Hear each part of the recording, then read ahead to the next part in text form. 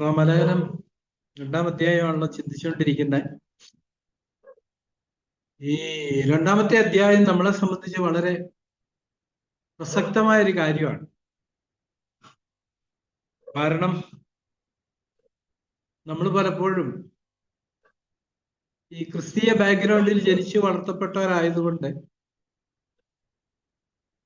നമുക്കറിയാതെ തന്നെ നമ്മളിലൊരു തൃപ്തിയുടെ ആത്മാവ് വരാനുള്ള സാധ്യതയുണ്ട്.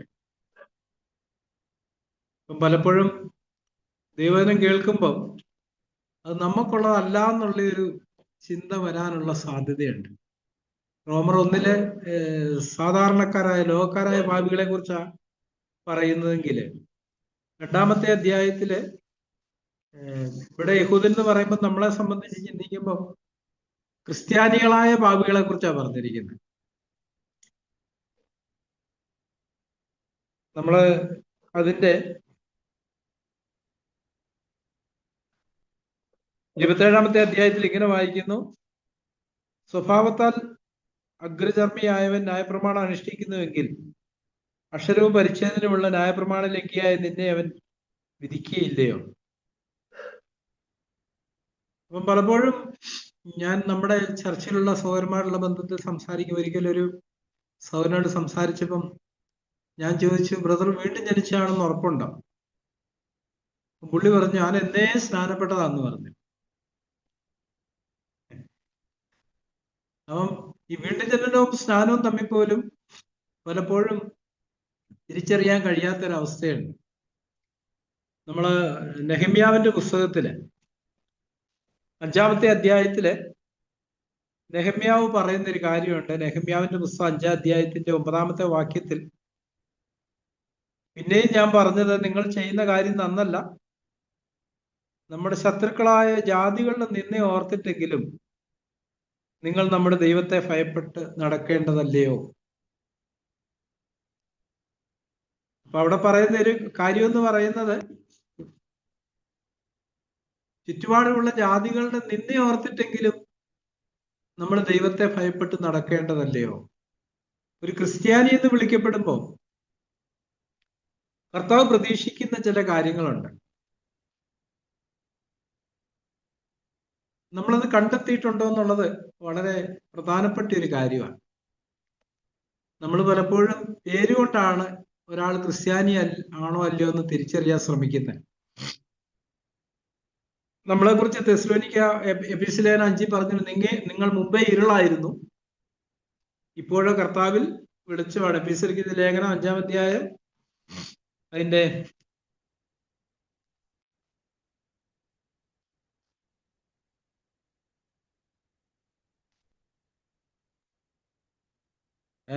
8-ാമത്തെ വാക്യമാണ്, 7-ാം വാക്യം. 8-ാം വാക്യം, മുമ്പേ നിങ്ങൾ ഇരുളായിരുന്നു, ഇപ്പോഴോ കർത്താവിൽ വെളിച്ചമാകുന്നു. അത് പറയുമ്പോൾ അർത്ഥമാക്കുന്ന ഒരു കാര്യം, മുമ്പേ നമ്മൾ പാപത്തിൽ ജീവിക്കുന്നവരായിരുന്നു, ഇപ്പോൾ നമ്മൾ വിശുദ്ധിയിൽ നടക്കുന്നവരാണ്. ഈ വിശുദ്ധിയിൽ നടക്കുമ്പോഴാണ് യഥാർത്ഥത്തിൽ നമ്മൾ വെളിച്ചമായി തീരുന്നത്. മത്തായി സുവിശേഷത്തിൽ കർത്താവ് പറഞ്ഞു, നിങ്ങൾ ഭൂമിയുടെ ഉപ്പാകുന്നു, നിങ്ങൾ ലോകത്തിന്റെ വെളിച്ചമാകുന്നു.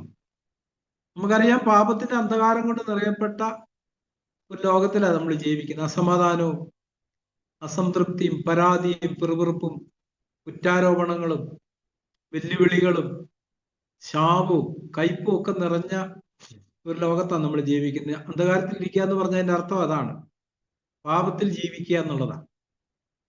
നമ്മളെ അവരുടെ ഇടയിൽ ദൈവം വിളിച്ച് വേർതിരിച്ചതിന്റെ ഉദ്ദേശം നമ്മൾ ജീവന്റെ വെളിച്ചമുള്ളവരായിട്ട് ഈ ലോകത്ത് നിൽക്കാനായിട്ടാണ്.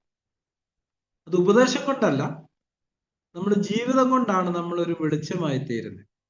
മുമ്പേ നിങ്ങൾ ഇരുളായിരുന്നു എന്ന് പറയുമ്പോൾ, മുമ്പേ നമ്മള് തീത്തോസിലെ അപ്പോസ്തലനെ കുറിച്ച് പറയുമ്പോൾ ഇങ്ങനെയൊക്കെയാ പറഞ്ഞിരിക്കുന്നത്. തീത്തോസിന്റെ ലേഖനം അതിന്റെ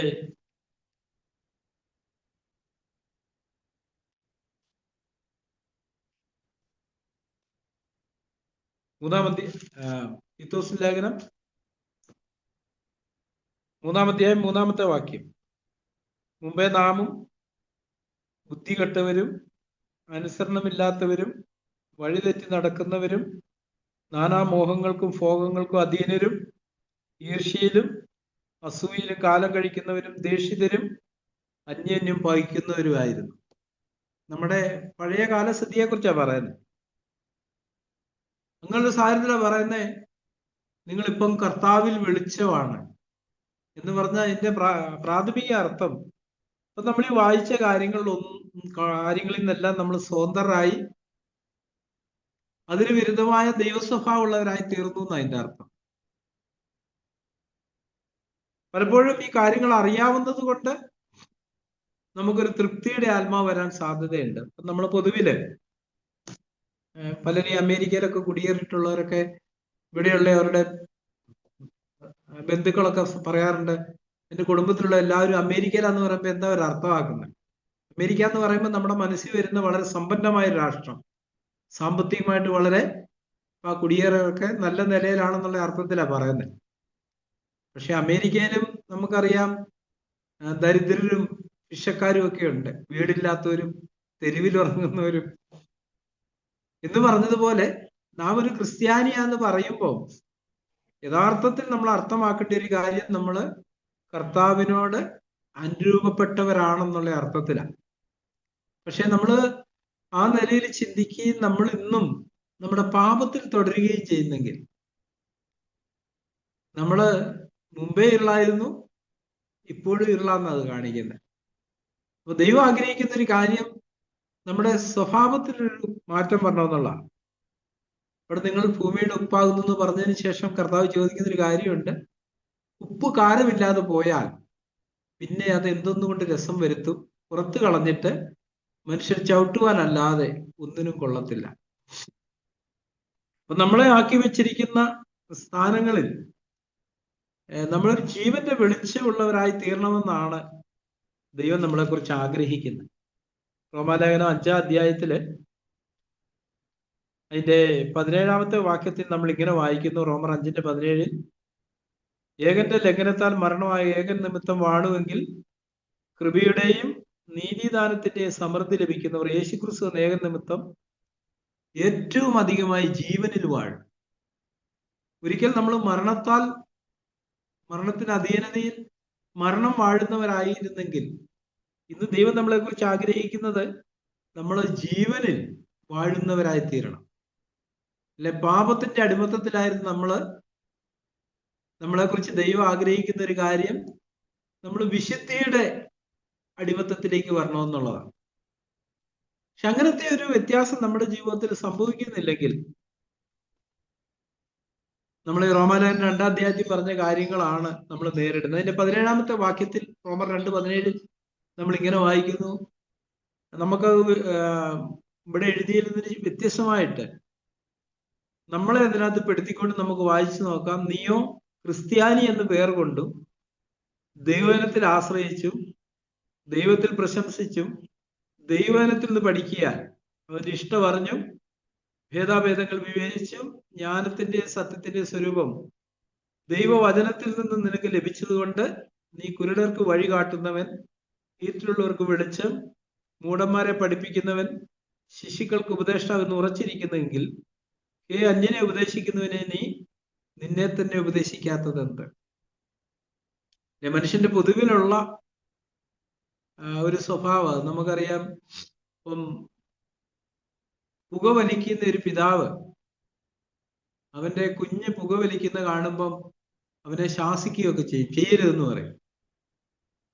ഇത് നല്ല കാര്യമല്ല, ആരോഗ്യത്തിന് ഹാനികരമാണ്, നീ ഇനി ചെയ്യൂടാന്നൊക്കെ ചോദിച്ച് നല്ല അടിയൊക്കെ കൊടുക്കും. പക്ഷെ ആ കുഞ്ഞ് തിരിഞ്ഞു നോക്കുമ്പം ഈ അപ്പനത് ചെയ്തുകൊണ്ടായിരിക്കുന്നത്.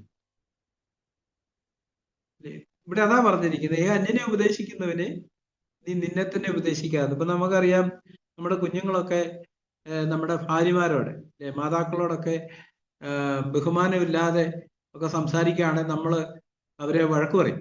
ഇങ്ങനാണോ അമ്മയോട് സംസാരിക്കേണ്ടേ എന്നൊക്കെ ചോദിച്ച് നമ്മൾ അവരെ വഴക്ക് പറയും, ശാസിക്കുകയൊക്കെ ചെയ്യും. പക്ഷെ നമ്മൾ സംസാരിക്കുമ്പോഴും ബഹുമാനം ഇല്ലാതെയൊക്കെ ആയിരിക്കും അവരോട് സംസാരിക്കുന്നത്. നമ്മളൊരു മാതൃകയായിരിക്കേണ്ടേ.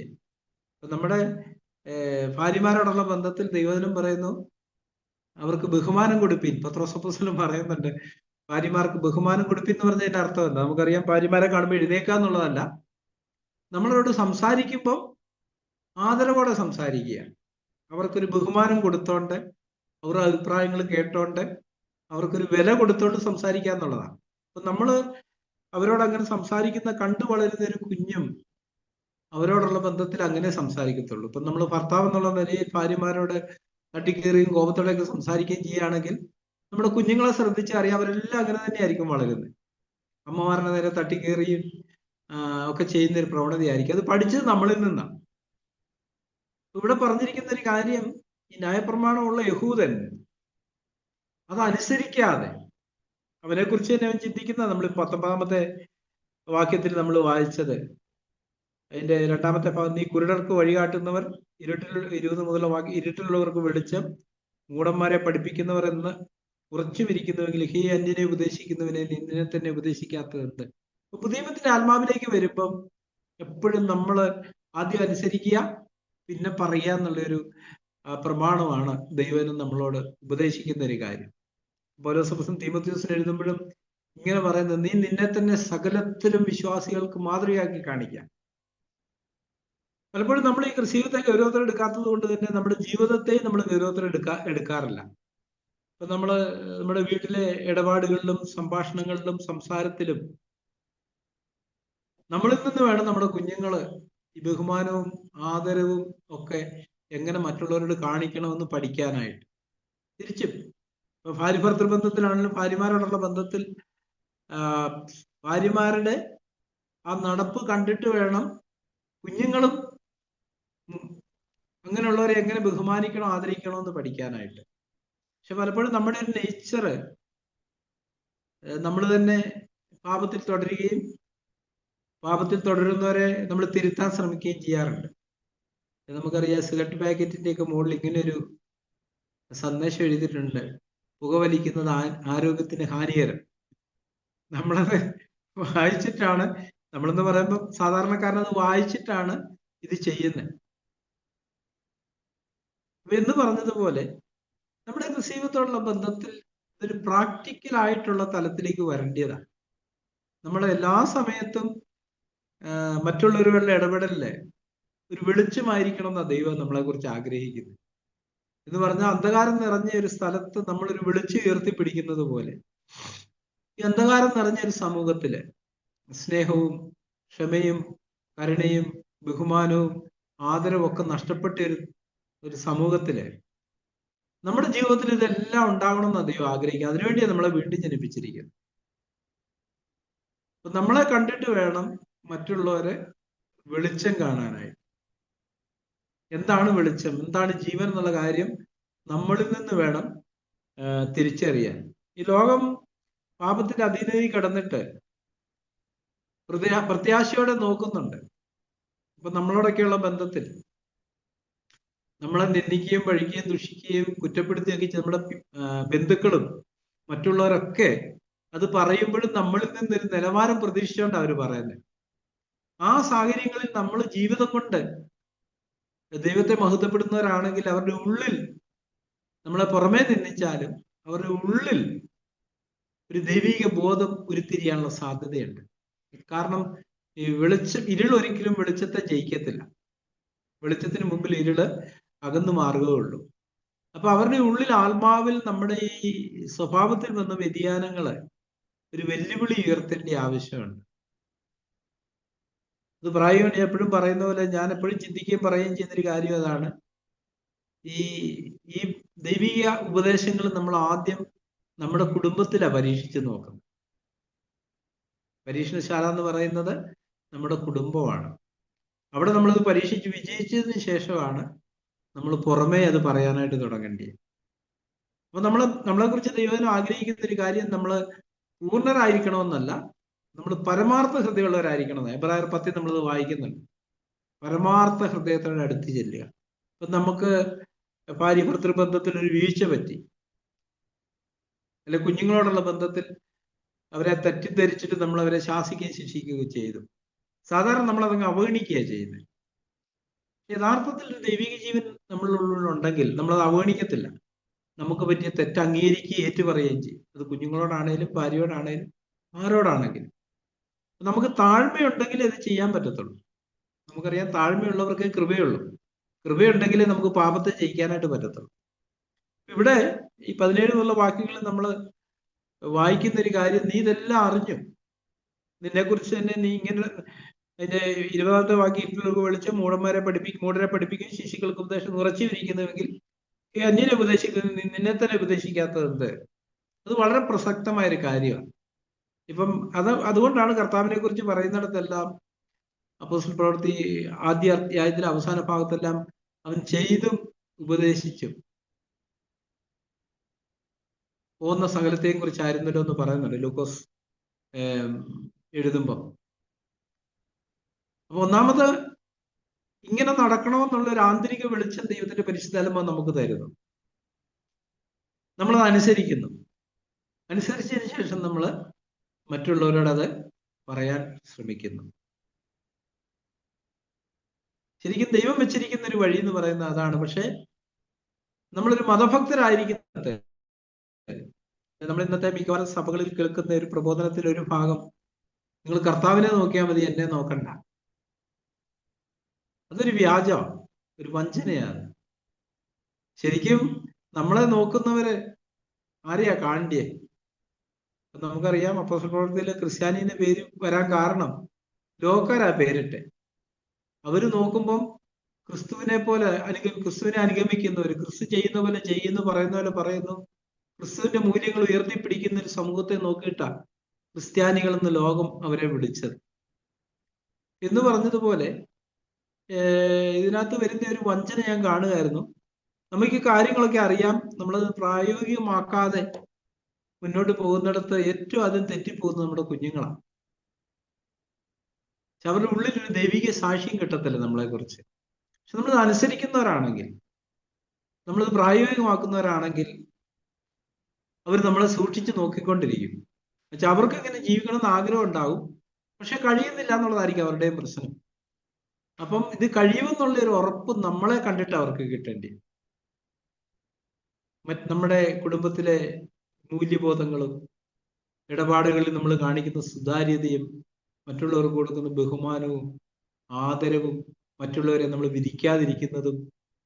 സാധാരണ നമ്മളൊക്കെ പരീക്ഷിക്കപ്പെടുന്ന രംഗമാണ്. നമ്മൾ വീട്ടിലായിരിക്കുമ്പോൾ മറ്റ് സഹോദരന്മാരെ കുറിച്ച് ചില കമന്റുകളോ അഭിപ്രായങ്ങളോ ഒക്കെ രേഖപ്പെടുത്താൻ ശ്രമിക്കുന്നത്. അതെല്ലാം നമ്മുടെ കുഞ്ഞുങ്ങൾ ശ്രദ്ധിക്കുന്നുണ്ട്. അവർ വളർന്നു വരുമ്പോൾ അവരും അത് തന്നെ ചെയ്യും. പക്ഷെ അവർ നമ്മളെ നോക്കുമ്പം, അവര് കാര്യം ചെയ്യാൻ പോകുമ്പോൾ നമ്മളെ നോക്കുമ്പം നമ്മൾ അങ്ങനെ ഒരിക്കലും ചെയ്തതായിട്ട് അവർ കാണാൻ ഇടവരരുത്.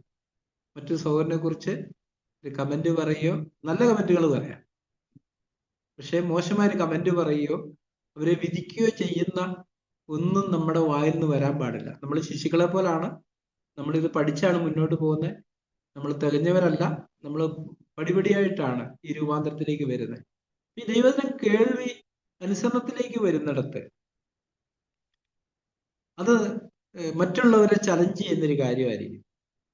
ഇവിടെ നമ്മൾ നേരിടുന്നൊരു വലിയ അപകടമായതുകൊണ്ടാണ് അപ്പോസ്തലൻ ഈ കാര്യം വളരെ തറപ്പിച്ച് പറയുന്നത്. തുടർന്ന് നമ്മൾ വായിക്കുന്ന ഒരു കാര്യം 22 മുതൽ വ്യഭിചാരം ചെയ്യുന്നു പറയുന്നത്, നീ വ്യഭിചാരം ചെയ്യുന്നോ? അപ്പൊ നമുക്കറിയാം, വ്യഭിചാരം ചെയ്യരുന്നുള്ള പഴയ നിയമകാലത്തെ ന്യായപ്രമാണ കാലഘട്ടത്തിലെ കൽപ്പനയില് അത് ബാഹ്യമായിട്ടുള്ള ഒന്നായിരുന്നു. അവരുടെ ഉള്ളിനെ അവിടെ ശോധന ചെയ്യപ്പെടുന്നില്ല, അവരുടെ അകത്തെ. പക്ഷെ പുതിയത്തിലേക്ക് വരുമ്പം നമ്മുടെ ഹൃദയത്തെയാണ് ദൈവം ശോധന ചെയ്യുന്നത്. നമ്മുടെ ചിന്തകളിൽ നമ്മൾ എങ്ങനെ ആയിരിക്കുന്നു എന്നുള്ളതാണ്.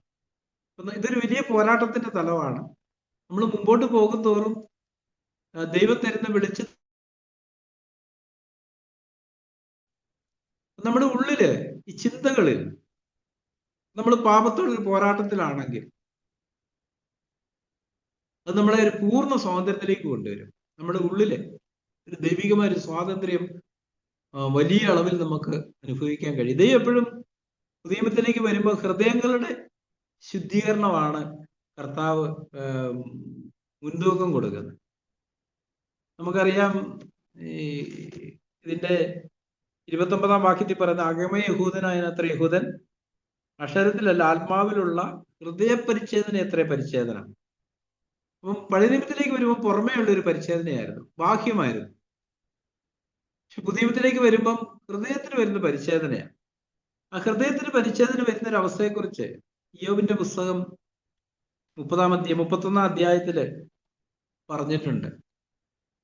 അതിന്റെ 7-ാമത്തെ വാക്യമാണ് ഇവിടെ നമ്മൾ ഇങ്ങനെ വായിക്കുന്ന: എന്റെ കാലടി വഴിവിട്ട് മാറിയെങ്കിൽ, എന്റെ ഹൃദയം എന്റെ കണ്ണിനെ പിന്തുടർന്നെങ്കിൽ.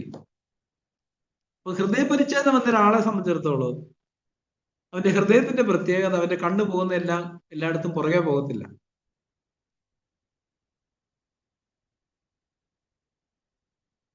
അപ്പൊ നമ്മുടെ ഹൃദയത്തിന്റെ പരിച്ഛേദന വന്നിട്ടുണ്ടെങ്കിൽ നമുക്ക് നമ്മുടെ കണ്ണിന്മേലൊരു നിയന്ത്രണം ഉണ്ടാവും.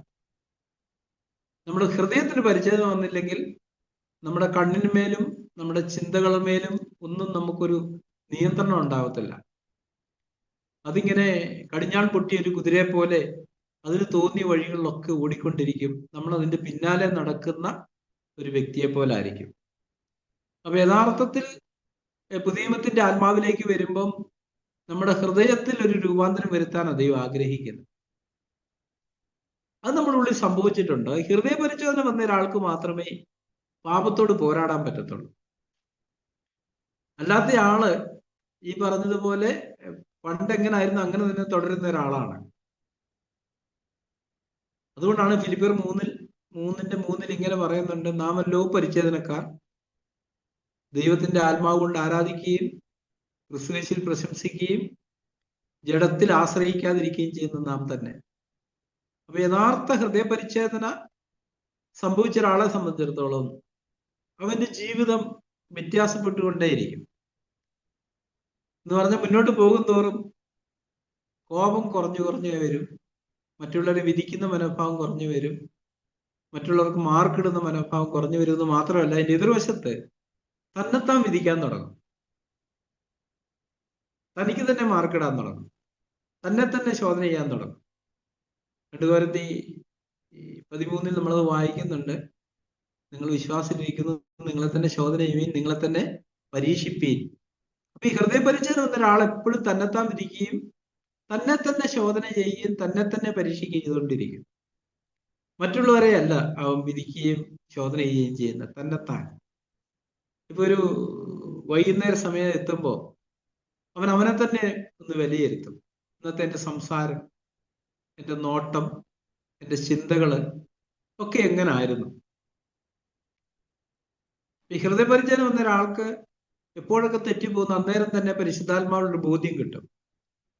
പക്ഷെ ഈ പരിച്ഛേദന കിട്ടാത്ത ഒരാളെ സംബന്ധിച്ചിടത്തോളം ഒരു ഐഡിയയും കാണത്തില്ല. അതുകൊണ്ടാണ് പലപ്പോഴും ഈ വൈകുന്നേരത്തെ പ്രാർത്ഥനകളിൽ ഞാൻ ശ്രദ്ധിച്ചിട്ടുണ്ട്: കർത്താവേ, ഇന്ന് പകൽക്കാലം എന്റെ ജീവിതത്തിൽ ചിന്ത, വാക്ക്, നടപ്പ്, പ്രവൃത്തിയിലൊക്കെ വന്ന എല്ലാ പാപവും എന്നോട് ക്ഷമിക്കണമേ. ഒറ്റ വാക്കിൽ കമ്പിവാചകം പോലെ പറഞ്ഞ ഒരു പ്രാർത്ഥനയാണ്. ഒരാൾ ചോദിക്കുകയെന്ന് വിചാരിക്കുക, അല്ല ഇന്ന് വാക്കിൽ എവിടെയെങ്കിലുമൊക്കെ തെറ്റു വന്നോ? നമുക്ക് ഒരു ഓർമ്മയും ബോധമൊന്നുമില്ല. സംസാരത്തില്, നോട്ടത്തില്, ചിന്തകളില്, മനോഭാവങ്ങളില് നമ്മളത് ഹൃദയത്തിൽ നിന്നല്ല പറയുന്നത്. ഒരു ചടങ്ങ് പോലെ പുറമേ പറഞ്ഞ് ഒരു തൃപ്തിയിലേക്ക് വരാനാണ് ശ്രമിക്കുന്നത്. പക്ഷെ ഒരു ഹൃദയപരിച്ഛേദന വന്ന ഒരാൾക്ക് എവിടെയൊക്കെ വാക്കി തെറ്റിയെന്നവന് വളരെ വ്യക്തമായിട്ട് അറിയാം.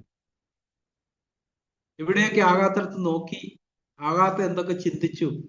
അവൻ കർത്താവിന്റെ അടുത്ത് ചെല്ലുമ്പം കർത്താവ് എന്നോട് ക്ഷമിക്കണം എന്ന് പറയുമ്പോൾ കർത്താവ് ചോദിക്കുന്ന ചോദ്യമുണ്ട്: ഏതാ ഞാൻ നിന്നോട് ക്ഷമിക്കേണ്ടത്? ആ അന്ധനായ മനുഷ്യൻ നിലവിളിച്ചപ്പോൾ ഞാൻ നിനക്ക് എന്ത് ചെയ്തു തരണം? അവൻ പറഞ്ഞു, എനിക്ക് സൗഖ്യം വേണം എന്ന് പറഞ്ഞ പോലെ നമ്മൾ കർത്താവിന്റെ അടുത്ത് ചെല്ലുമ്പോൾ നമുക്ക് വ്യക്തമായ ബോധ്യങ്ങൾ ഉണ്ടാവണം. കർത്താവെ, ഇന്ന് ആ ആളോട് ഞാൻ സംസാരിച്ചപ്പോൾ ചില കാര്യങ്ങൾ പെരുപ്പിച്ചാ പറഞ്ഞേ, അല്ലെ എന്റെ വാക്കുകളുടെ പിമ്പിലുള്ള ഉദ്ദേശം ശരിയായിരുന്നില്ല, നീ എന്നോട് ക്ഷമിക്കണം, എന്നെ ശുദ്ധീകരിക്കണം. അപ്പൊ നമ്മൾ കർത്താവിനെ കൂടുതൽ അറിയും തോറും നമുക്ക് ആത്മീയ സുബോധം വർദ്ധിച്ചുകൊണ്ടേയിരിക്കും. അതുകൊണ്ട് പുതിയത്തിലേക്ക് വരുമ്പം ഈ സുബോധത്തോടെ ഇരിക്കാനുള്ള ഒരു പ്രബോധനം നമുക്ക് നിരന്തരമായിട്ട് കേൾക്കാനായിട്ട് കഴിയും. നമുക്ക് സുബോധം നഷ്ടപ്പെടുന്ന എപ്പോഴാണ് നമ്മൾ പലപ്പോഴും ചിന്തിച്ചിട്ടുണ്ട്. 2 തീമോഥെയോസ് ലേഖനത്തില് ഇതിന്റെ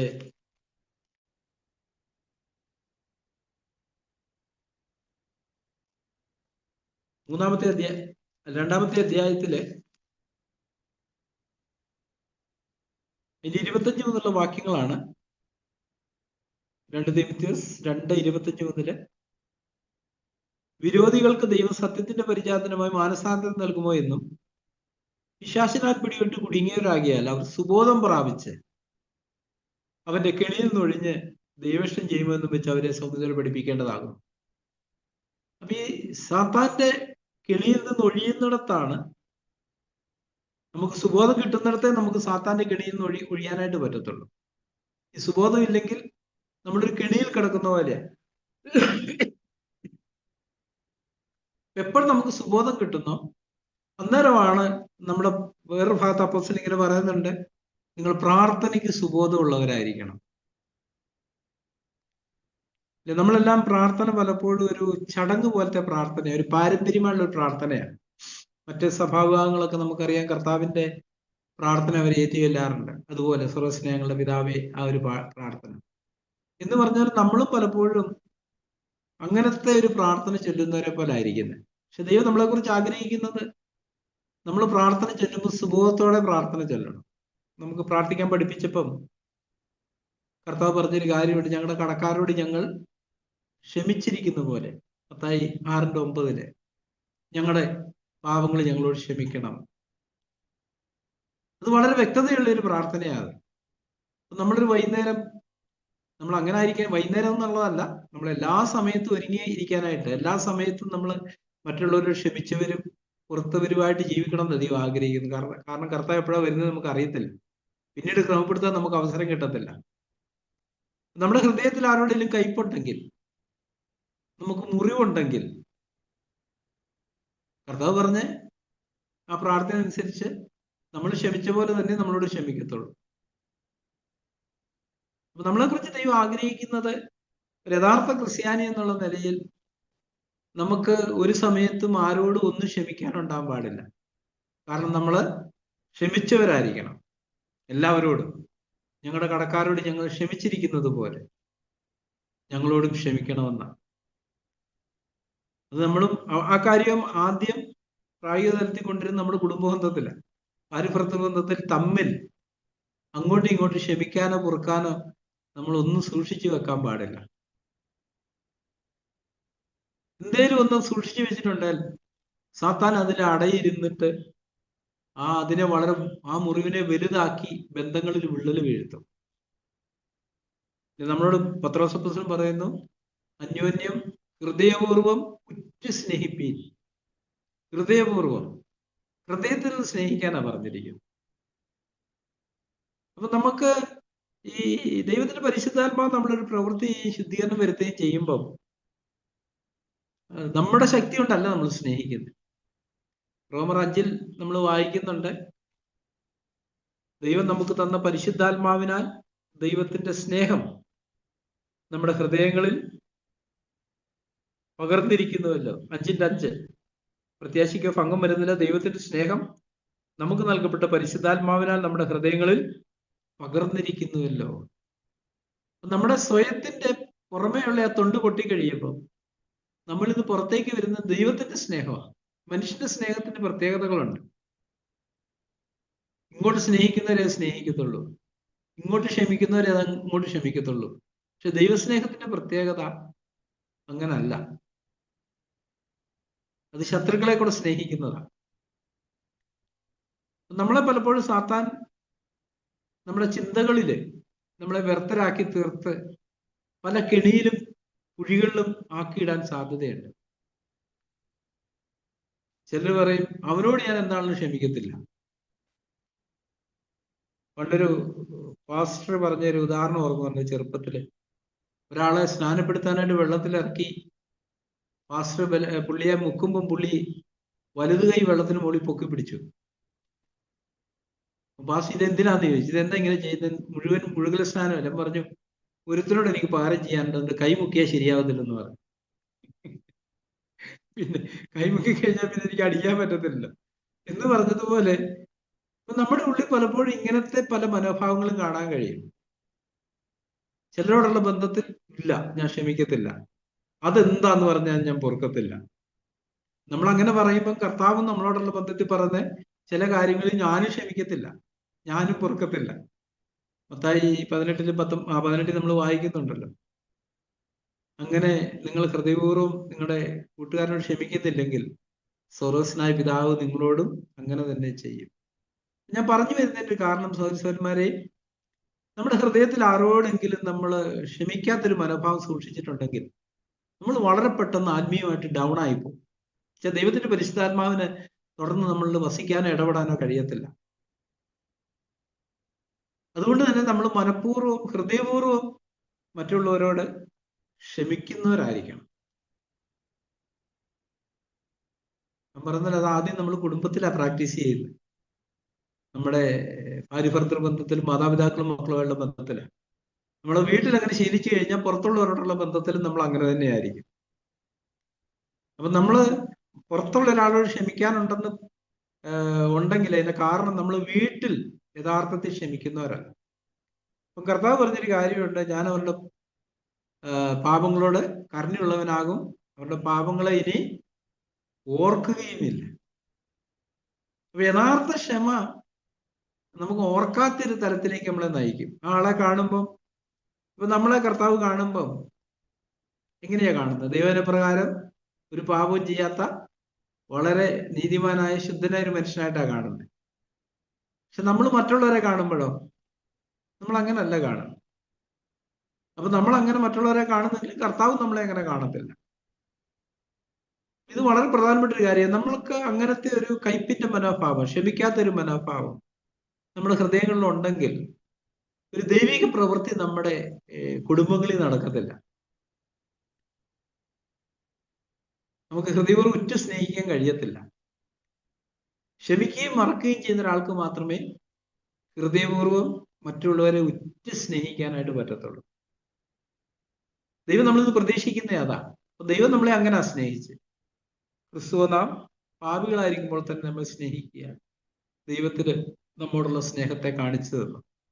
അപ്പൊ നമ്മള് എഫെസ്യരിൽ വായിക്കുന്നു, ക്രിസ്തു സഭയെ സ്നേഹിച്ചതുപോലെ ഭർത്താക്കന്മാര് ഭാര്യമാരെ സ്നേഹിക്കണം. ഭാര്യമാരെ മാത്രം പോരാ, മക്കളെ സ്നേഹിക്കണം, സൗരസൗരന്മാരെ സ്നേഹിക്കണം, എല്ലാരെയും സ്നേഹിക്കണം. 1 Corinthians 13 നമ്മൾ ഇങ്ങനെ വായിക്കുന്ന വിശ്വാസം അവസാന വാക്യം, പ്രത്യാശ, സ്നേഹം, ഇവ മൂന്നും നിലനിൽക്കുന്നു, ഇവയിൽ വലുതോ സ്നേഹം തന്നെ. അപ്പം യഥാർത്ഥ ഹൃദയപരിച്ഛേദന നമ്മുടെ ഉള്ളിൽ ചെയ്യുന്നൊരു പ്രവൃത്തി അതാണ്. നമ്മൾ മറ്റുള്ളവരോടുള്ള ബന്ധത്തിൽ അവരുടെ തെറ്റുകളുടെ ഒരു കണക്ക് നമ്മുടെ ഉള്ളിൽ സൂക്ഷിക്കത്തില്ല. ദൈവം വസിക്കുന്ന ഹൃദയത്തിന്റെ പ്രത്യേകത അതാണ്. ആരോടും ഹൃദയത്തിൽ കയ്പോ വെറുപ്പോ പകയോ വിദ്വേഷമോ മുറിവുകളോ സൂക്ഷിക്കത്തില്ല. വളരെ ദൈവത്തെ പോലെ തന്നെ അല്ലെ, നമ്മളെ ദൈവത്തിന്റെ പുത്രന്മാരായി തീരാനാണ് നമ്മളെ വിളിച്ചിരിക്കുന്നത്. അപ്പൊ നമ്മൾ ആ ഒരു ദൈവത്തിന്റെ എല്ലാ നിറവിലോടുമാണ് നിറഞ്ഞു വരുന്നത്. നമ്മുടെ ദൈവത്തിന്റെ നിറവെന്ന് പറയുമ്പോൾ കർത്താവ് ഒരു മനുഷ്യൻ എന്നുള്ള നിലയിൽ ഭൂമി ജീവിച്ചപ്പോൾ ഉണ്ടായിരുന്ന ദൈവിക സ്വഭാവത്തെ അത് കുറിക്കുന്നത്, ശുശ്രൂഷയല്ല, ജീവിതത്തെയാണ്. അപ്പൊ യഥാർത്ഥ പരിച്ഛേദന നമ്മുടെ ഹൃദയങ്ങളിൽ വരുത്തുന്ന ഇങ്ങനത്തെ ഒരു രൂപാന്തരമാണ്. നമ്മള് ഒരു കുഞ്ഞ് അല്ലെ, നമുക്കറിയാം, നമ്മുടെ ഒരു വയസ്സോ 1.5 വയസ്സോ 2 വയസ്സുള്ള ഒരു കുഞ്ഞിന്റെ മനോഭാവം. ഒരിക്കൽ സാഗ്രോർ ഇങ്ങനെ പറഞ്ഞു, നിങ്ങള് തൊട്ടിൽ കിടക്കുന്ന ഒരു കുഞ്ഞിനിട്ട് നല്ലൊരു ഞുള്ളു കൊടുത്തു, അത് വേനെടുത്ത് കരഞ്ഞു. നിങ്ങൾ 2 മണിക്കൂർ കഴിഞ്ഞാൽ കുഞ്ഞിന്റെ മുഖത്തേക്ക് നോക്കുമ്പോൾ കുഞ്ഞ് ചിരിച്ചു കാണിക്കും. നമ്മളാ ഞുള്ളി കാര്യമൊക്കെ അത് മറന്നുപോയി. കർത്താവ് അതുകൊണ്ട് അവർ നിങ്ങൾ തിരിഞ്ഞ് ശിശുക്കളെ പോലെ ആകുന്നില്ലെങ്കിൽ സ്വർഗ്ഗരാജ്യത്തിൽ കടപ്പാൻ കഴിയത്തില്ല. ഹൃദയപരിച്ഛേദന എന്ന് പറയുമ്പോൾ സംഭവിക്കുന്ന ഒരു കാര്യം അതാണ്. നമ്മുടെ ഹൃദയം ഒരു ശിശുവിന്റെ ഹൃദയം പോലാകും. നമ്മുടെ ഹൃദയത്തിൽ ആരോടും നമ്മൾ ദോഷം സൂക്ഷിക്കത്തില്ല, കയ്പ് സൂക്ഷിക്കത്തില്ല, പരാതി സൂക്ഷിക്കത്തില്ല, വെറുപ്പ് സൂക്ഷിക്കത്തില്ല. അപ്പൊ നമുക്ക് നമ്മളെ തന്നെ ഇന്ന് രാത്രി ആയിരിക്കുമ്പോൾ ശോധന ചെയ്യാം, ഇങ്ങനൊരു പ്രക്രിയ നമ്മളിൽ നടന്നിട്ടുണ്ട്. ശരിക്കും ന്യായപ്രമാണം കേൾക്കുന്നവരല്ല, ന്യായപ്രമാണം ആചരിക്കുന്നവരത്ര ദൈവസന്നിധിയിൽ നീതീകരിക്കപ്പെടും. നമ്മൾ ഒത്തിരി കേൾക്കുന്ന കൂട്ടത്തിൽപ്പെട്ടവരാ നമ്മൾ. പ്രത്യേകിച്ച് CFCയിൽ ഇരിക്കുന്നവരെ വചനത്തിന്റെ ഒത്തിരി ആഴങ്ങളാണ് നമ്മൾ കേൾക്കുന്നത്, നമ്മളെ നയിക്കുന്ന സഹോദരന്മാരിൽ നിന്ന്. പക്ഷെ ഈ കേൾവി പലപ്പോഴും നമ്മളെ ഒരു യാഥാർത്ഥ്യമല്ല അല്ലാത്തൊരു ലോകത്തേക്ക് കൊണ്ടുപോകും. നമ്മളെക്കുറിച്ച് തന്നെ എന്തോ ഒരു പ്രശംസയും ഉന്നത ഭാവവും ഒക്കെ ഉള്ളവരായിരിക്കും. ഒരു കാലഘട്ടത്തിൽ CFCയിലുള്ളവരെ കുറിച്ച് വളരെ മോശം അഭിപ്രായമായിരുന്നു എല്ലാവർക്കും. സാക്കിന്റെ സഭയാണ്, എന്നാ പിന്നെ നിങ്ങളെ കുറിച്ച് പ്രതീക്ഷയ്ക്ക് വകയില്ലെന്നുള്ളതായിരുന്നു. പക്ഷെ ഈ കാലഘട്ടത്തിൽ ഒത്തിരി വ്യത്യാസം വന്നു. ചിലർ പറഞ്ഞ് ഞാൻ കേട്ടിട്ടുണ്ട്, സാക്കിന്റെ സഭയിലുള്ള പെൺകുട്ടിയാണെങ്കിൽ ഇനി ഒന്നും ആലോചിക്കാനില്ല, ഞങ്ങൾ കല്യാണത്തിന് തയ്യാറാണ്. ഒരു കാലത്ത് ഏറ്റവും വെറുക്കപ്പെട്ട നിലയിൽ നിന്ന് ഇങ്ങനത്തെ ഒരു നല്ല അഭിപ്രായമുള്ള ഒരു കാലഘട്ടത്തിൽ നമ്മൾ ജീവിക്കുന്നത്. അപ്പൊ നമുക്കതൊക്കെ കേൾക്കുമ്പോൾ ഒരു പ്രത്യേക പ്രശംസയൊക്കെ തോന്നും, ഞങ്ങളുടെ ചർച്ച എന്ന് പറഞ്ഞാൽ. പക്ഷേ നമ്മുടെ ലൈഫിൽ എന്ത് മാറ്റം വന്നു എന്നുള്ള ഒരു ചോദ്യത്തെ നമ്മൾ അഭിമുഖീകരിക്കേണ്ടത്. എന്റെ 28-ാമത്തെ വാക്യം നമ്മളിങ്ങനെ വായിക്കുന്നു, പുറമെ യഹൂദനായ യഹൂദനല്ല, പുറമെ ജഡത്തിലുള്ള പരിച്ഛേദനയുമല്ല. നമുക്ക് ഇങ്ങനെ വായിക്കാം. ഇപ്പൊ നമ്മള് പുറമെ ഒത്തിരി കാര്യങ്ങളൊക്കെ അല്ലെ, സ്നാനപ്പെട്ടു, ആത്മാവിനാൽ നിറയപ്പെട്ടു, ഇങ്ങനെ ഒത്തിരി കാര്യങ്ങൾ പറയുന്നുണ്ട്. പക്ഷെ അത് ഉള്ളിൽ നിന്ന് സംഭവിക്കുന്ന ഒരു കാര്യമാണ്. നമുക്ക് ഉള്ളിലൊരു മാറ്റം വന്നു. അപ്പൊ ദൈവം എപ്പോഴും നമ്മളെ മാറ്റുമ്പോൾ സംഭവിക്കുന്ന ഒരു കാര്യം അകത്തു നിന്നാണ് നമ്മളെ രൂപാന്തരപ്പെടുത്തുന്നത്. നമ്മുടെ കാഴ്ചപ്പാടുകളിലും മനോഭാവങ്ങളിലും ചിന്താഗതികളിലൊക്കെ ഒരു മാറ്റം വരുത്തുക. ഇപ്പൊ നമ്മളൊരു സഹോദരനെ കാണുമ്പോൾ എന്താ ചിന്തിക്കുന്നത്? നമ്മൾ താരതമ്യം ചെയ്തിട്ട് നമ്മൾ ചിന്തിക്കുക, അവനേക്കാളൊക്കെ അല്ലെ, ആ സഹോദരനേക്കാളൊക്കെ കുറച്ചുകൂടെ മെച്ചം ഞാനാ. അങ്ങനെ ചിന്തയാണ് നമുക്ക് വരുന്നത്. ദൈവത്തിന്റെ വചനം എന്താ പറയുന്നത്? നമ്മൾ മറ്റുള്ളവരെ ശ്രേഷ്ഠനെന്ന് എണ്ണാനാ പറയുന്നത്. ലൂക്കോസിന്റെ സുവിശേഷത്തിലെ രണ്ടുപേര് പ്രാർത്ഥിക്കാൻ പോയതിനെ കുറിച്ച് നമ്മൾ വായിക്കുന്നുണ്ട്. അതിന്റെ 18-ാമത്തെ അധ്യായത്തില് 9 മുതലുള്ള വാക്യങ്ങളാണ് നമ്മളത് വായിക്കുന്നത്. ലൂക്കോസ് 18:9 മുതൽ. തങ്ങൾ നീതിമാന്മാരെന്ന് ഉറച്ച് മറ്റുള്ളവരെ ധിക്കരിക്കുന്ന ചിലരെ കുറിച്ച് അവർ രൂപം പറഞ്ഞു തന്നാൽ, 2 മനുഷ്യർ പ്രാർത്ഥിപ്പാൻ ദേവാലയത്തിൽ പോയി, ഒരുത്തൻ പരീശനും മറ്റൊരു ചുങ്കക്കാരൻ. പരീശൻ നിന്നുകൊണ്ട് തന്നോട് തന്നെ, ദൈവമേ, പിടിച്ചുപറിക്കാർ, നീതികെട്ടവർ, വ്യഭിചാരികൾ മുതലായ ശേഷം മനുഷ്യരെ പോലെയോ ഈ ചുങ്കക്കാരനെ പോലെയോ അല്ലായികയാൽ ഞാൻ നിന്നെ വാഴ്ത്തുന്നു. നമുക്ക് പുറമേ നമ്മൾ പറയുന്ന കാര്യമല്ല, നമ്മൾ ഉള്ളിൽ പറയുന്ന ഒരു കാര്യമാണ്. മറ്റുള്ളവരോടുള്ള ബന്ധത്തിൽ പലപ്പോഴും ഈ ഭാര്യ ഭർത്തൃ ബന്ധത്തിലും ഇങ്ങനത്തെ ചിന്തകൾ വരാം. ഭർത്താവ് ചിന്തിക്കും, എൻ്റെ ഭാര്യയെക്കാളൊക്കെ എത്ര ആത്മീയന ഞാനെന്ന് ചിന്തിക്കും. സഹോദരിമാർ നേരെ തിരിച്ചാ ചിന്തിക്കുക, എൻ്റെ ഭർത്താവിനേക്കാൾ എത്രയോ മെച്ചമാ ഞാനെന്നാ ചിന്തിക്കുക. ആ ചിന്ത തന്നെ വരുന്നത് തെറ്റായ സോഴ്സിൽ നിന്നാണ്. കർത്താവിൽ വസിക്കുന്ന ഒരാളെ സംബന്ധിച്ചിടത്തോളം അങ്ങനത്തെ ചിന്തയ്ക്ക് അവൻ ഇട കൊടുക്കത്തില്ല. പക്ഷെ ചുങ്കക്കാരന്റെ പ്രാർത്ഥന 13-ാം വാക്യം നമ്മൾ വായിക്കുന്നത്, ചുങ്കക്കാരനെ ദൂരത്ത് നിന്നുകൊണ്ട് സ്വർഗത്തേക്ക് നോക്കുവാൻ പോലും തുനിയാതെ മാറത്തടിച്ച്, ദൈവമേ, പാപിയായ എന്നോട് കരുണയുണ്ടാകണമേ എന്ന് പറഞ്ഞു. അപ്പൊ നമ്മുടെ ക്രിസ്തീയത്വമുള്ള ബന്ധത്തിൽ നമുക്ക് നമ്മളെ കുറിച്ച് തന്നെയുള്ള ഒരു അഭിപ്രായം എന്താ? ഒരു സുപ്പസൻ റോമാലേഖനം 7-ാം അധ്യായത്തിൽ ഇങ്ങനെ പറയുന്നുണ്ട്, ഞാനോ ജഡമയൻ, പാപത്തിന് ദാസനായി വിൽക്കപ്പെട്ടവൻ തന്നെ. ജഡമയൻ. യഥാർത്ഥത്തിൽ നമ്മളെ തന്നെ കാണുന്നവരാണ് നമ്മൾ ഒരിക്കലും മറ്റൊരാളെ വിധിക്കത്തില്ല. അപ്പൊ നമ്മളെ തന്നെ കാണാതിരിക്കുമ്പോഴാണ് നമ്മൾ മറ്റുള്ള, ഇപ്പൊ ഈ പരീക്ഷന്റെ പ്രാർത്ഥന പോലെ പ്രാർത്ഥിക്കുന്നത്, ശേഷം മനുഷ്യരെ പോലെ അല്ലായികയാൽ ഞാൻ നിന്നെ വാഴ്ത്തുന്നു. നമ്മുടെ ഒരു ആന്തരിക മനോഭാവമാണ്. പക്ഷെ യഥാർത്ഥം നമ്മുടെ ആന്തരിക കണ്ണുകൾ തുറന്നു കഴിഞ്ഞാൽ നമ്മൾ ആദ്യം സ്വാതന്ത്ര്യം പ്രാപിക്കുന്ന ആ ഒരു മനോഭാവത്തിൽ നിന്ന്, നമ്മളെ തന്നെ മറ്റുള്ളവരുമായി താരതമ്യപ്പെടുത്തുന്ന മനോഭാവത്തിൽ നിന്നാണ്. സുബോധമുള്ള ഒരാൾ എപ്പോഴും തന്നെ കർത്താവുമായിട്ടായിരിക്കും താരതമ്യപ്പെടുത്തുന്നത്. അന്നേരമേ നമുക്ക് നമ്മുടെ അരിഷ്ടത കാണാൻ കഴിയത്തുള്ളൂ. നമ്മൾ ദൈവത്തെ കാണുന്നിടത്താണ് നമ്മൾ എത്ര അരിഷ്ടാണെന്ന് കാണുന്നത്. അതാണ് നമ്മളെ കൂടുതൽ താഴ്മയിലേക്ക് കൊണ്ടുപോകുന്നത്. നമുക്ക് നമ്മളെ തന്നെ ശോധന ചെയ്യാൻ, നമ്മുടെ ആന്തരിക മനോഭാവങ്ങളിൽ വല്ല മാറ്റവും വന്നിട്ടുണ്ടോ? പുറമേ നമുക്ക് കുറച്ച് മാറ്റമൊക്കെ ഉണ്ടാവാം, അല്ലെ? നമ്മൾ പൊതുവിൽ ഈ വിദേശികളോടുള്ള ബന്ധത്തിൽ ഞാൻ ശ്രദ്ധിച്ചൊരു കാര്യം, അവരിടപെടുന്നതിൽ കുറച്ചൊരു മാന്യത പുലർത്താറുണ്ട്. അവരെല്ലാത്തിനും നന്ദിയൊക്കെ പറയും, നമ്മളോട് പറയും, നിങ്ങളെ കണ്ടതിൽ വളരെ സന്തോഷം, എന്നൊക്കെ പറയും. അത് പുറമേ ഉള്ള ഒരു ഇതാണ്, ഉള്ളിൽ അങ്ങനെയൊന്നും ആയിരിക്കത്തില്ല. എന്ന് പറഞ്ഞതുപോലെ നമ്മൾ ആത്മീയമായിട്ട് ചിന്തിക്കുമ്പോൾ നമ്മൾ നമ്മളെ തന്നെ കാണുന്നിടത്ത് നമുക്ക് നമ്മുടെ അരിഷ്ടത കാണാൻ കഴിയും. നമ്മള് പൗലോസ് അപ്പോസ്തലൻ തീമോഥെയോസിൽ പറയുന്നുണ്ടല്ലോ, യേശുക്രിസ്തു പാപികളെ രക്ഷിപ്പാൻ ലോകത്തിൽ വന്നു എന്നുള്ളത് വിശ്വാസ്യവും അംഗീകരിപ്പാൻ യോഗ്യമായി വചനം തന്നെ, ആ പാപികളിൽ ഞാനൊന്നാമൻ. അത് അർത്ഥമാക്കിയ അപ്പോസ്തലൻ പറഞ്ഞു. അതുകൊണ്ടാണ് 7-ാം അധ്യായത്തിൽ റോമർ 7 പറഞ്ഞ, അയ്യോ ഞാൻ അരിഷ്ട മനുഷ്യൻ. തന്നെ കുറിച്ചല്ല അതിന്റെ അഭിപ്രായം പറയുന്നത്, ഞാനൊരു അരിഷ്ടനാണ്, ഞാനാണ് പാപികളിൽ ഒന്നാമൻ. നമ്മൾ ആത്മീയമായിട്ട് വളരും തോറും, അങ്ങനെ ആത്മീയ വളർച്ച നമ്മൾ ഉണ്ടാകുന്നുണ്ടെങ്കിൽ നമ്മളും ആ ഒരു പടികളാണ് കടക്കുന്നത്. നമ്മളെ കുറിച്ച് തന്നെ ഞാനൊരു അരിഷ്ടനാണ്, നമ്മളെ കുറിച്ച് തന്നെ ഒരു പ്രശംസ നമുക്ക് ഉണ്ടാവത്തില്ല. ഇനി എന്തെങ്കിലും പ്രശംസ ഉണ്ടെങ്കിലും ഫിലിപ്പിയർ 3 നമ്മൾ വായിക്കുന്നതിൽ ക്രിസ്തുയേശുവിൽ പ്രശംസിക്കുക എന്ന് പറഞ്ഞതിന്റെ അർത്ഥം എന്താ? കർത്താവ് എന്നിൽ ചെയ്തൊരു കാര്യമാണ്, എന്റേതല്ലിത്, കർത്താവ് എന്നിൽ ചെയ്തൊരു കാര്യമാണ്. അതുകൊണ്ട് തന്നെ എനിക്ക് കർത്താവിലെ പ്രശംസിക്കാൻ പറ്റത്തുള്ളൂ. നമ്മളെ കുറിച്ചുള്ള സത്യം എന്താ? എന്നിൽ ഒരു നന്മയും വസിക്കുന്നില്ല. പിന്നെ എന്തെങ്കിലും നന്മയുണ്ടെങ്കിൽ അത് കർത്താവ് എന്റെ ജീവിതത്തിൽ തന്നൊരു കാര്യമാണ്. ഞാൻ വീഴാതെ നടക്കുന്നുണ്ടെങ്കിൽ കർത്താവാണ് എന്നെ അങ്ങനെ വീഴാതെ വണ്ണം, 24-ാമത്തെ വാക്യത്തിൽ വീഴാതെ വണ്ണം നമ്മളെ സൂക്ഷിച്ച്. പക്ഷെ നമ്മൾ ഈ ആത്മീയ വഴിയില് ശിശുക്കളായിരിക്കുമ്പോൾ പലപ്പോഴും നമ്മൾ നടന്നു, അല്ലെ നമ്മൾ ജയിച്ചു, നമ്മൾ നിന്നു എന്നൊക്കെയാ പറയുന്നത്. പക്ഷെ ഇന്ന് ഒരു കാലത്ത് പുതിയ പാട്ടുണ്ട്, നിന്നതല്ല ഞാൻ, ദൈവം നമ്മെ നിർത്തിയതാണ്. നമ്മുടെ ആന്തരിക കണ്ണുകൊണ്ട് നമ്മളത് കാണുന്നിടത്ത് നമ്മൾ താഴ്മയിലായിരിക്കും.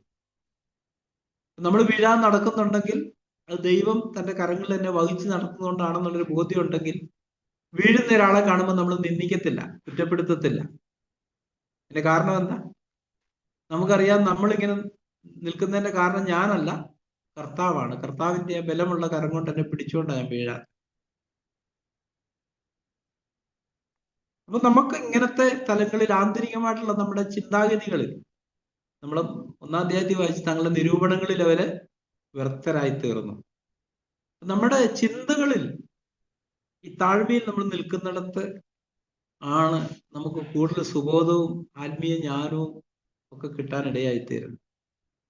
നമ്മൾ അന്യനും ബഹുമാനിക്കാൻ തുടങ്ങുന്നത്, ബഹുമാനം കൊടുക്കാൻ തുടങ്ങുന്നത് ആ ഒരു തലത്തിൽ നിൽക്കുമ്പോഴാണ്. എപ്പോഴൊക്കെ നമ്മൾ നിഗളത്തിന്റെ തലത്തിലേക്ക് പോകുന്നോ അവിടെ നമുക്ക് മറ്റുള്ളവർക്ക് ബഹുമാനം കൊടുക്കാനോ കഴിയത്തില്ല, അവരെ വിലമതിക്കാൻ കഴിയത്തില്ല. യഥാർത്ഥത്തിൽ ആത്മീയ താഴ്മയിലെ വഴി നമ്മൾ വളരുന്നിടത്താണ്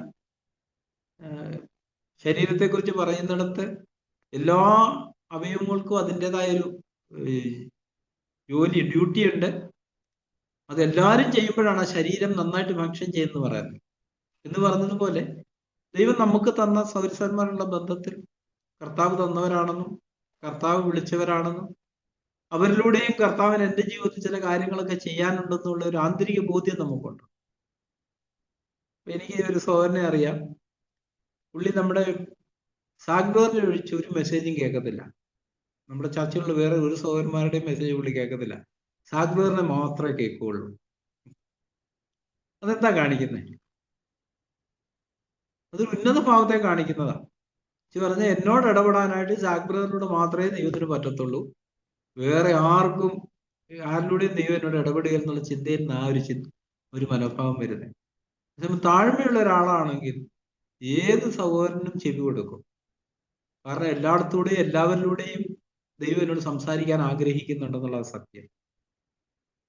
പക്ഷെ നമ്മളെല്ലാം പലപ്പോഴും ഈ ഉന്നത ചിന്തകളും ഒക്കെ ഉള്ളവരായി നമ്മളെ തന്നെ വിധിക്കാത്തത് കൊണ്ട് ഈ തലങ്ങളൊന്നും നമുക്ക് തിരിച്ചറിയാനായിട്ട് പറ്റത്തില്ല. നമ്മുടെ നേച്ചറിലൊരു കാര്യമാണ്, യാക്കോബ് അപ്പോസ്തലൻ പറയുന്നുണ്ടല്ലോ, ഒരുത്തൻ പൊന്മോതിരം ഇട്ട് ഒരുത്തനും വന്ന് അവനോട് നിങ്ങൾ ഇവിടെ ഇരിക്കാനും മറ്റവനോട് അവന്റെ കാലിന്റെ അടുത്തിരിക്കാനും പറയുന്നുവെങ്കിൽ നിങ്ങൾ അന്യായമായിട്ട് വിധിക്കുന്നവരല്ലയോ. നമ്മുടെ എല്ലാം ഉള്ളിലുള്ള മനോഭാവമാണ്. നമ്മൾ പുറമേ ഉള്ള പലതും നോക്കിയിട്ടാണ് ആൾക്കാർക്ക് മാർക്കിടുന്നത്. പക്ഷെ ദൈവസഭയ്ക്കുള്ളിൽ ആത്മീയ കണ്ടന്റാണ് നമ്മൾ മാർക്കിടാനുള്ള ഉപാധിയായിട്ടിരിക്കുന്നത്, മാനദണ്ഡം. അപ്പൊ ഒരു വിദ്യാഭ്യാസം ഇല്ലാത്ത ഒരാളാണെങ്കിലും അവനിലൂടെയും ദൈവത്തിന് എന്നോട് സംസാരിക്കാനായിട്ട് കഴിയും. സാഗുരു ഒരിക്കലും ഇങ്ങനെ പറഞ്ഞു, നമ്മുടെ ചർച്ചില് പിയൂണായിരിക്കെ വലിയൊന്നും ആളാന്നുള്ള ചിന്തിക്കുന്നവരും ഉണ്ട്. അതുപോലെ ഉന്നത സ്ഥലത്തിരിക്കെ താനൊരു പിയൂണാണെന്ന് ഉള്ള നിലയിൽ ഇടപെടുന്നവരും ഉണ്ട്. അവര് ഉന്നത പദവികളിൽ ഇരിക്കുന്നവരാണ്. പക്ഷെ അവരുമായിട്ട് നമ്മൾ ഇടപെടുമ്പോൾ നമുക്ക് തോന്നുന്നത് ഇവരെന്തോ താഴ്ന്ന ജോലിയൊക്കെ ചെയ്യുന്ന ഒരു സാധാരണ സൗരനാണെന്ന് തോന്നത്തുള്ളൂ. കാരണം അവർ കൊടുക്കുന്ന ഒരു ഇംപ്രഷൻ അതാണ്. അത് ചിലരുണ്ട് ഒരു പിയൂൺ പോസ്റ്റിലായിരിക്കുന്നത്, പക്ഷെ അവർ മറ്റുള്ളവർക്ക് കൊടുക്കുന്ന ഇംപ്രഷൻ എന്ന് പറയുന്നത് എന്തോ ഒരു ഉന്നത ഉദ്യോഗസ്ഥന്റെ. നമ്മുടെ എല്ലാം ജഡത്തിലുള്ളൊരു കാര്യമാണ്. നമ്മൾ ഈ താഴ്മയുടെ വഴിയിൽ നടക്കുന്നിടത്താണ് യഥാർത്ഥത്തിൽ അത് ദൈവത്തിന്റെ ഹൃദയത്തിന് നമ്മളെ സന്തോഷം കൊടുക്കുന്ന ഒരു വ്യക്തികളായിട്ട് നമ്മൾ തീരുന്നത്. അത് നമ്മുടെ ജീവിതത്തിന്റെ എല്ലാ തലങ്ങളിലും നമ്മളത് കണ്ടെത്തേണ്ട ഒരു ആവശ്യമുണ്ട്. ഈ ന്യായപ്രമാണത്തിലെ വചനത്തിന്റെ അനുസരണമാണ് നമ്മളെ വ്യത്യസ്തരാക്കി തീർക്കുന്നത്. വചനത്തിന്റെ അറിവല്ല, അനുസരണം. അപ്പൊ നമ്മൾ ആ കാര്യത്തില് ഇപ്പം പലപ്പോഴും നമുക്കറിയാം, 1-ാം ക്ലാസ്സിലൊക്കെ പഠിപ്പിക്കുമ്പോൾ ആദ്യം പിള്ളേർക്ക് ആയോ റായോ തായോ അങ്ങനെയൊക്കെയാ തുടങ്ങുന്നത്. അതുപോലെ ഒന്നൊക്കെ എഴുതിയാ പഠിപ്പിക്കുന്നത്. അത് പഠിച്ചു കഴിഞ്ഞിട്ട് അടുത്ത് പഠിപ്പിക്കത്തുള്ളൂ, എന്നാലേ കാര്യമുള്ളൂ എന്ന് പറഞ്ഞതുപോലെ നമ്മൾ ഈ കേൾക്കുന്ന കാര്യങ്ങളോടുള്ള ബന്ധത്തിൽ നമ്മളത് അനുസരിക്കുന്നുണ്ടോ? അനുസരിക്കുന്നിടത്താണ് അടുത്ത സ്റ്റെപ്പ് ദൈവം കാണിച്ചു തരുന്നത്. ഒരു പഴയൊരു പാട്ടുണ്ട്, മുമ്പിലൊരു ചുവട് വെപ്പാൻ മാത്രം ഇട കാണുന്നു ഞാൻ. ക്രിസ്തീയത്തിൽ ദൈവം അങ്ങനെ നമ്മളെ നടത്തുന്നത്. അടുത്ത സ്റ്റെപ്പ് വെക്കേണ്ടതാ കാണിച്ചു തരുന്നത്. ഇപ്പം ചിലപ്പം നമ്മുടെ ജീവിതത്തിൽ ആർക്കെങ്കിലുമൊക്കെ കൊടുക്കാനോ ക്ഷമ ചോദിക്കാനൊക്കെ ഉണ്ടെങ്കിൽ അത് ചെയ്യാനാ കർത്താവ് ആദ്യം പറയുന്നത്. ആരോടെങ്കിലും ക്ഷമിക്കാനുണ്ടോ? ക്ഷമിക്കുക. ആർക്കെങ്കിലും കൊടുത്തു തീർക്കാനുണ്ടോ? കൊടുക്കുക. നമ്മൾ ആ സ്റ്റെപ്പ് ചെയ്യാതെ ഈ ദൈവജനം ഗ്രഹിക്കാനും പഠിക്കാനും ശ്രമിച്ചിട്ടുണ്ട്, അത് വെറുതെയാണ്. നമ്മുടെ ബുദ്ധിയിൽ ഗ്രഹിക്കാൻ പറ്റും, പക്ഷെ നമ്മുടെ ആത്മാവിൽ ഗ്രഹിക്കാൻ നമുക്ക് കഴിയത്തില്ല. അപ്പൊ ദൈവം എപ്പോഴും അടുത്ത സ്റ്റെപ്പാണ് കാണിച്ചു തരുന്നത്. ഇപ്പം ചിലപ്പോൾ ഭാര്യ ഭർത്തൃ ബന്ധത്തിലായിരിക്കും ഒരു പുതിയ തുടക്കം ഇടുന്ന, അങ്ങനെ അങ്ങോട്ടും ഇങ്ങോട്ടും പരസ്പരം ക്ഷമിച്ചും ക്ഷമ ചോദിച്ചുമായിരിക്കും. നമ്മളത് ചെയ്യാതെ ആത്മീയമായിട്ട് എത്ര വളരാൻ ശ്രമിച്ചാലും നടക്കത്തില്ല. ഇത് രാത്രി നമ്മൾ ഒന്നിച്ചായിരിക്കുന്ന സമയങ്ങളിൽ സഹോദരന്മാരെ, നമുക്ക് നമ്മളെ തന്നെ ഒന്ന് ശോധന ചെയ്യാം. നമ്മൾ ആരോടെങ്കിലും ക്ഷമിക്കാനുണ്ടോ? മറ്റുള്ളവർ നമ്മളോട് വളരെ ദോഷം ചെയ്തിട്ടുണ്ടാവും, അതൊരു സത്യമാണ്. നമുക്കറിയാം, കർത്താവിനോട് ചെയ്യാത്ത ദോഷം വല്ലതും ഉണ്ടായിരുന്നു? കർത്താവിനെ ഒരിക്കലും അവരെ വെല്ലുവിളിച്ചു, നിങ്ങൾ ആർക്ക് എന്റെ പാപത്തെക്കുറിച്ച് ബോധം വരുത്താം? ഇല്ല, ഒന്നും ബോധം വരുത്താനില്ല. എന്നിട്ടും കർത്താവിനെ അവർ ക്രൂശിച്ചു. ആ ക്രൂശി കിടന്നുകൊണ്ട് കർത്താവ് എന്താ പറയുന്നത്? പിതാവ് ഇവർ ചെയ്യുന്നതെന്ന് അറിയാൻ ഇവരോട് ക്ഷമിക്കണമേ. കർത്താവ് നമ്മുടെ മുന്നോടിയായി യാത്ര ചെയ്ത്. അപ്പൊ നമ്മൾ പറയുന്നത് എനിക്ക് അങ്ങനെ ക്ഷമിക്കാൻ പറ്റത്തില്ലെന്ന് പറഞ്ഞാൽ നമുക്ക് ആത്മീയ വഴിയിൽ വളർച്ച പ്രാപിക്കാൻ പറ്റത്തില്ല. നമ്മൾ എന്തൊരു ശിശുവായിരിക്കും. ആരോടെങ്കിലും നമുക്ക് ക്ഷമിക്കാനുണ്ടെങ്കിൽ, പൊറുക്കാനുണ്ടെങ്കിൽ, നമ്മൾ ആദ്യം ചെയ്യേണ്ട ഒരു കാര്യം ക്ഷമിക്കുക എന്നുള്ളതാണ്. നമുക്കറിയാം, അതിന്റെ ആദ്യപടിയായിട്ട് നമ്മൾ ക്ഷമിച്ചു കഴിഞ്ഞാൽ അതിന്റെ ഓർമ്മ കുറച്ച് നാളോടെ ഉണ്ടാവും. നമ്മൾ ഹൃദയപൂർവ്വം ക്ഷമിച്ചതാണ്, കുറച്ച് കഴിയുമ്പോൾ ഓർമ്മയും നമ്മൾ ഇന്ന് പോകും, നമ്മൾ മറന്നുപോകും. നേരത്തെ പറഞ്ഞ പോലെ തന്നെ ഞുള്ളിയ ഒരാളെ പിന്നെ കാണുമ്പോൾ കൊച്ചത് ഓർക്കത്തില്ല, ഈ പുള്ളി എന്നെ ഞുള്ളിയതാണെന്ന് ചിന്തിക്കത്തില്ലെന്ന് പറഞ്ഞ പോലെ നമ്മുടെ ജീവിതത്തിൽ അങ്ങനത്തെ ഒരു പ്രത്യേകത ഉണ്ട്. ഇങ്ങനത്തെ ചില അടിസ്ഥാനത്തിന്മേലാണ് ദൈവം നമ്മളെ പണിയുന്നത്. ഇതിന്റെ പ്രാക്ടിക്കൽ തലം കുടുംബജീവിതത്തിൽ തന്നെയാണ്. നമ്മൾ അവിടുന്ന് തുടങ്ങുന്നത്. അടിസ്ഥാനമുള്ളൊരു പണി അവിടുന്ന് തുടങ്ങാൻ പറ്റും. പക്ഷെ നമ്മളെ ഏറ്റവും അധികം പരസ്പരം നമുക്ക് കുടുംബത്തിലുള്ളവർ തമ്മിലാണ് നമ്മൾ മറയില്ലാണ്ട് ഇടപെടുന്നത്. അപ്പൊ സഹോദരന്മാരോട് മുഴുവൻ ഇടപെടുമ്പോൾ പോലും നമുക്ക് പിടിച്ചില്ലേലും നമ്മളാകാത്ത വാക്കൊന്നും പറയല. വളരെ സൂക്ഷിച്ച് സൗമ്യമായി നല്ല വാക്കൊക്കെ പറയത്തുള്ളൂ. നമ്മുടെ ഉള്ളിൽ ഭയങ്കര അസ്വസ്ഥത കാണും. പക്ഷെ വീട്ടിൽ നമ്മൾ അങ്ങനെയല്ല. നമ്മുടെ ഉള്ളിലുള്ള അസ്വസ്ഥത അങ്ങനെ നമ്മൾ കാണിക്കും. അവിടെ തന്നെയാണ് യഥാർത്ഥ പണി തുടങ്ങുന്നത്. നമ്മുടെ വീട്ടിലെ പണി ശരിയാണെങ്കിൽ നമ്മൾ അങ്ങനെയാണ്. നമ്മൾ എവിടെ ചെന്നാലും നമ്മൾ അങ്ങനെ തന്നെ ആയിരിക്കും. നമ്മുടെ വീട്ടിൽ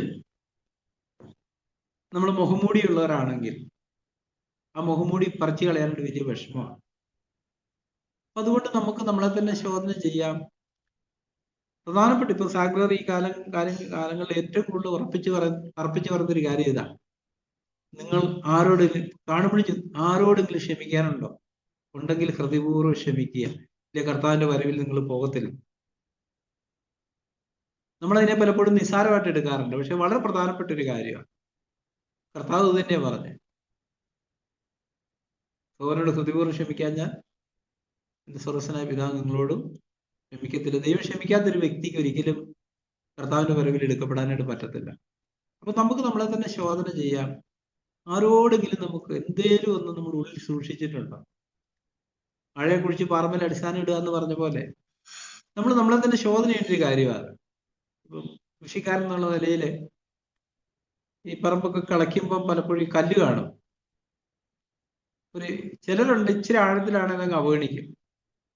പക്ഷെ ചിലരുണ്ട് തൂമ്പോ ഒരു കല്ലെ തട്ടിയാൽ അത് കുഴി മാന്തി അത് കല്ല് അവിടെ നിന്ന് എടുത്ത് കളഞ്ഞിട്ടേ മുന്നോട്ട് പോകത്തുള്ളൂ എന്ന് പറഞ്ഞതുപോലെ ആത്മീയ ജീവിതത്തിലും നമ്മൾ ചിലതൊക്കെ അതിനെ അവഗണിക്കാൻ പാടില്ല. അതിനെ നമ്മൾ കൈകാര്യം ചെയ്ത് യഥാർത്ഥ ശുദ്ധീകരണം പ്രാപിച്ചിട്ടും മുന്നോട്ട് പോകുന്നതുകൊണ്ടിൽ മാത്രമേ നമ്മുടെ കൃഷിജീവിതം സ്ഥായിയായിട്ടുള്ള സ്റ്റഡി ആയിട്ടുള്ള ഒന്നായിട്ട് വളർന്നു വരത്തുള്ളൂ. അല്ലെങ്കിൽ നമ്മുടെ കൃഷി ജീവിതം നമ്മൾ കുറെ കെട്ടിപ്പൊക്കും, ഇടിഞ്ഞു പോവും, പിന്നെയും കെട്ടിപ്പൊക്കും.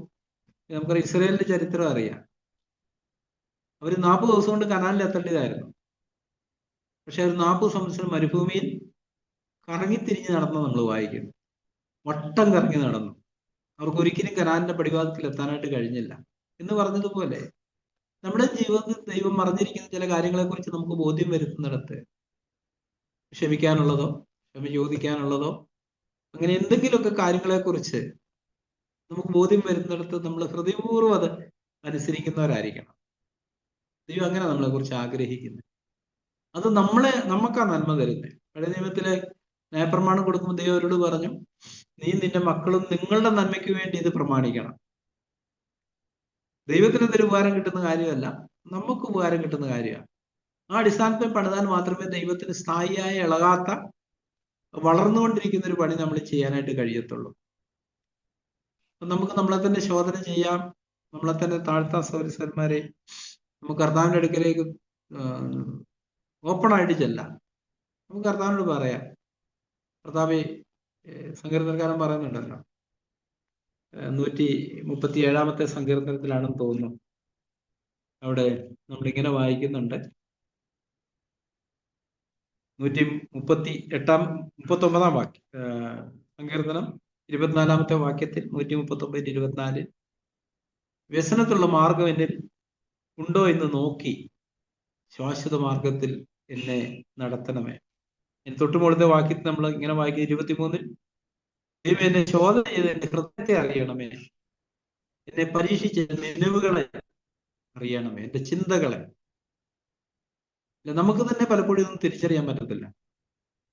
പത്രോസ് അപ്പോസ്തലനോട് കർത്താവ് പറഞ്ഞു, ഒരു 2 വട്ടം കൂവും മുമ്പ് നീ 3 വട്ടം എന്നെ തള്ളി പറയും. പത്രോസ് എന്താ പറഞ്ഞു? ഇല്ല, ഞാൻ മരിച്ചാലും തള്ളി പറയത്തില്ല, ഞാൻ നിനക്കൂടി മരിക്കാനും.